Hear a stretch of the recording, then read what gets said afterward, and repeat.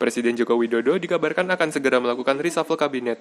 Isu ini tentu saja tidak muncul tanpa alasan. Selain dua posisi menteri sedang kosong karena terlibat kasus korupsi, Menteri Kelautan dan Perikanan serta Menteri Sosial, ada beberapa pejabat yang juga dinilai kurang produktif sehingga harus diganti. Berikut adalah 6 jabatan menteri yang kemungkinan bakal diisi oleh sosok baru versi Ayo Channel Indonesia. 1. Menteri Kelautan dan Perikanan.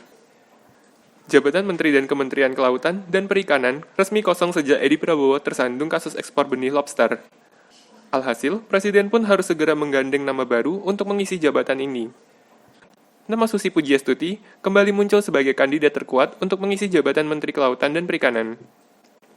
Sosok kedua yang disebut-sebut pantas menduduki jabatan Menteri di KKP adalah Rohmin Dahuri. Pria berusia 62 tahun ini pernah menjadi Menteri Kelautan dan Perikanan pada Kabinet Gotong Royong. Kedua, Menteri Sosial. Nama Wali Kota Surabaya santer dibicarakan bakal menduduki posisi Menteri Sosial, menggantikan Juliari Batubara. Meski Risma sendiri sempat membantah soal isu tersebut, publik tetap berkeyakinan bahwa kader PDI Perjuangan itu adalah kandidat yang sangat cocok untuk menjabat posisi Mensos. Selain Risma, nama kader PDI Perjuangan yang lainnya juga digadang-gadang berpeluang menduduki posisi Mensos, yakni Jarod Saiful Hidayat. Mantan Gubernur DKI Jakarta ini, politisi PDI Perjuangan yang pernah menjabat sebagai anggota DPR RI periode 2014 sampai 2019. Udah cukup. Ketiga, Menteri Agama. Jabatan Menteri Agama juga disebut bakal diganti oleh orang baru. Salah satu nama yang muncul adalah Nasaruddin Umar, Imam Besar Masjid Istiqlal, Jakarta. Selain Nasaruddin Umar, sosok paling kuat yang kabarnya diminta Presiden Jokowi menjadi Menteri Agama adalah tokoh Nahdlatul Ulama, Yahya Khalil Stakuf. Keempat, Menteri Pendidikan dan Kebudayaan. Salah satu nama yang disebut-sebut cocok mengisi kursi Kementerian Pendidikan adalah Sutrisna Wibawa. Di samping itu, Rektor UGM Panut Mulyono juga disebut cocok menggantikan Nadiem menjabat Mendikbud. Kelima, Menteri Perdagangan. Menteri Perdagangan juga dikabarkan bakal diisi orang baru. Kandidat terkuat adalah Sandiaga Uno, pengusaha sekaligus politisi Indonesia. Ia memenangkan pemilihan umum Gubernur DKI Jakarta 2017 bersama dengan Anies Baswedan.